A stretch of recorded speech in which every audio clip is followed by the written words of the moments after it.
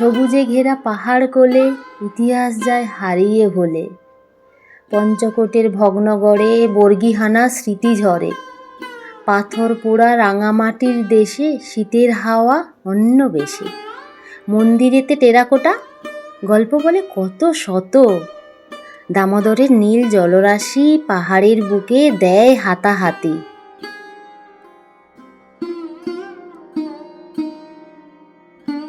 ধ্বংসস্তূপের কান্না মাখা পৃথিবীর বুকে ইতিহাস আঁকা।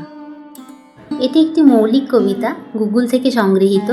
কবিতার লাইনগুলি শুনে নিশ্চয়ই বুঝতে পারছেন আমি কোন জায়গার ইতিহাস আমার এই ছোট্ট ভিডিওর মাধ্যমে কিছুটা উপস্থাপন করছি।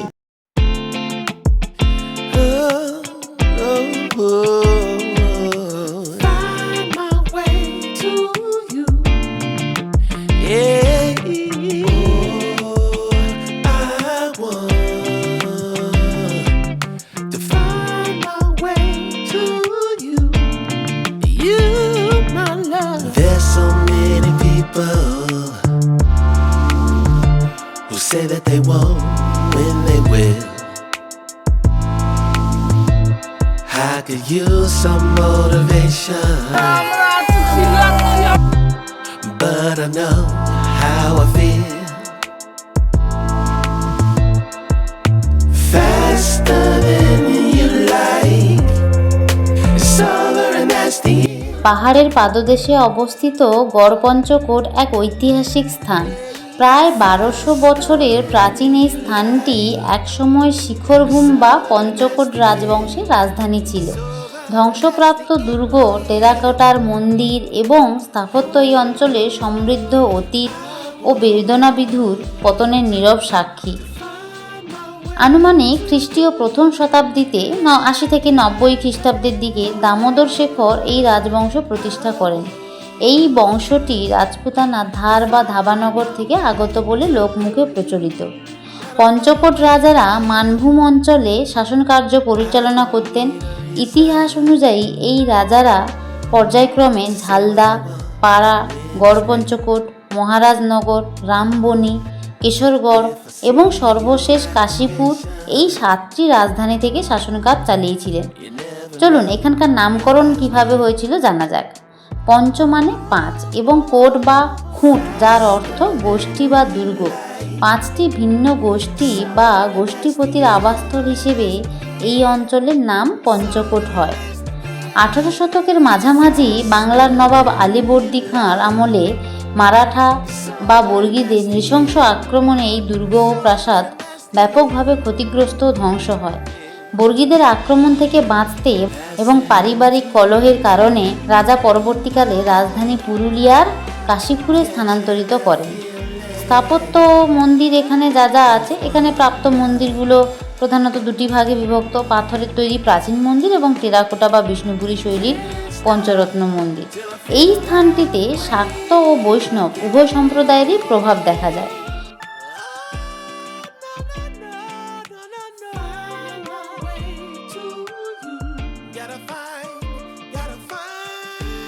পুরুলিয়া পিকনিক এপিসোড 2তে আপনাদের সঙ্গে 2টো জায়গা শেয়ার করব, বরন্তী রিজার্ভার বা বরন্তী লেক আর গড়পঞ্চকোট।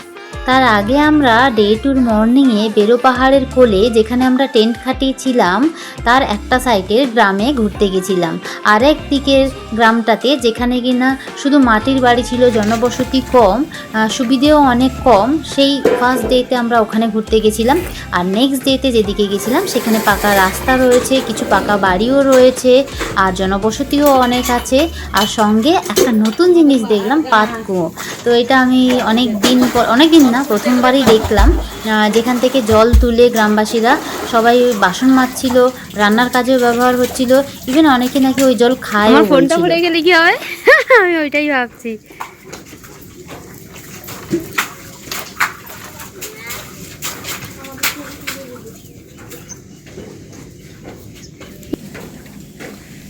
আহা কি আনন্দ আকাশে বাতাসে, শাখে শাখে পাখি ডাকে, কত শোভা চারিপাশে।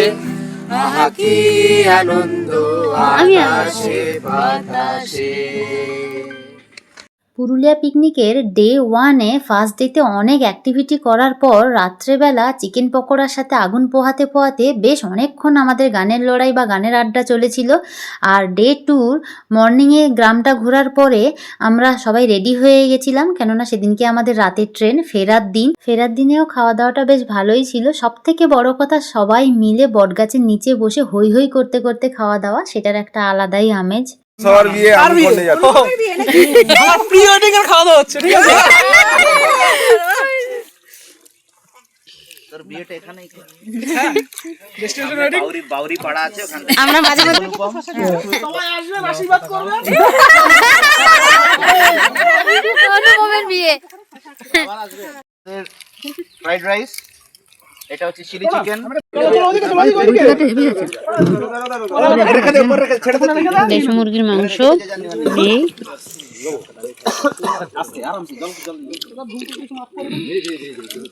এই বট গাছের তলায়। मैंने पूछा चांद से कि देखा है कहीं मेरे यार सा हंसी, चांद ने कहा चांदनी की कसम नहीं नहीं नहीं। চলো মৃদুল কুমার বিশ্বাস। না না চুপ।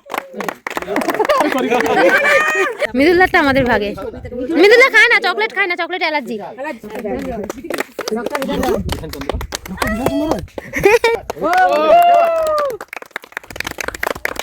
এদিকে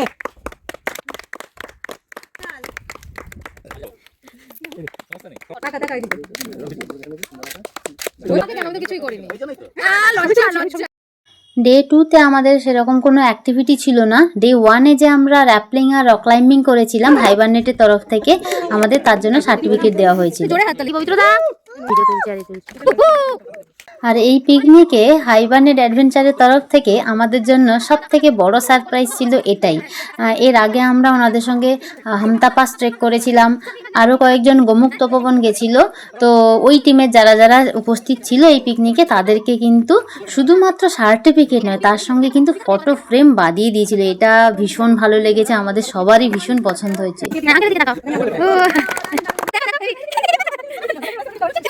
দুটো দিন বেরো পাহাড়ের কোলে হই হই করে কেটে গেল। এবার আমাদের বেরোতে হবে, তার আগে যে যার মতো করে শীতের অলস সকাল কাটাচ্ছিল। আরে 10,000 আইফোন হয়ে যাবে, আপনি যান না ফ্যান্সি মার্কেটে। ফাইনালি আমরা রেডি হয়ে লাঞ্চ সেরে বেরিয়ে পড়েছি, যেহেতু আমাদের রাতে ট্রেন রাত 10:50 নাগাদ। তার আগে আমরা কয়েকটা জায়গায় ঘুরে নেব। মেন রোড থেকে গাড়ি ঢুকে গেল পুরুলিয়ার গ্রামে। প্রতিটি বাড়িতে অসাধারণ তুলির টান রয়েছে। আপনাকে সুন্দরবন পাঠিয়ে দেবে।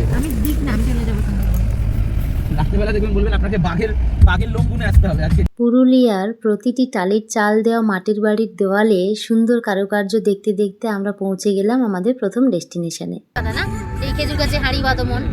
পৌঁছে গেলাম বরন্তী লেকে, জানুয়ারির শীতের এক পড়ন্ত বিকেলে।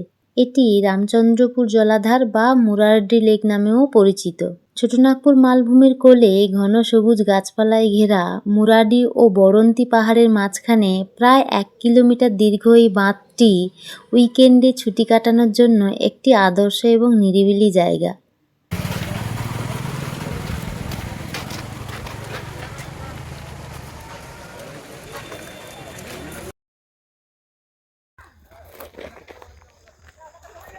হেই তেঁতুলতলা। মেলা বসেছে এইদিকে, আছে নাকি? কি বলতে কি জানি, পুরো মন্দির তো এইদিকে। ওই কোন দিকে? ওইদিকে ঠান্ডা ঠান্ডা ফিলিং হচ্ছে। ঠান্ডা পড়ছে তো। এই তো সামনে একটা ঘরের মতো রয়েছে। ওই যে তুলসী মঞ্চ বেরোবে নাকি? দেখতে তো পাচ্ছি না। এটা চেকিং হয়ে যাচ্ছে দেখতে গেলে। দাদা আইও, ট্রেক করতে করতে চলে যাচ্ছি। বরন্তী লেকের পর আমরা পৌঁছে গেলাম গড় পঞ্চকোটে। আরে ক্যামেরাম্যান আয় রে। এই যে এটা হচ্ছে গড় পঞ্চকোটের সব থেকে পুরনো মন্দির। আমরা এসে গেছি। এই যে আমাদের ক্যামেরাম্যান আসছে সাবিক। বলছি আমার পেমেন্টটা কখন হবে? ম্যানেজার কই বিশ্বদা কই? বিশুদা কই কি জানি ভেতরে বলছি দাদা আমার পেমেন্টটা কখন হবে?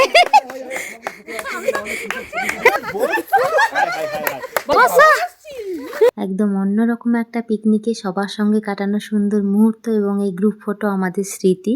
তার মধ্যে বিচ্ছুদের দল অন্ধকার জঙ্গলে ভূতের বিয়ে দিতেও ছাড়েনি।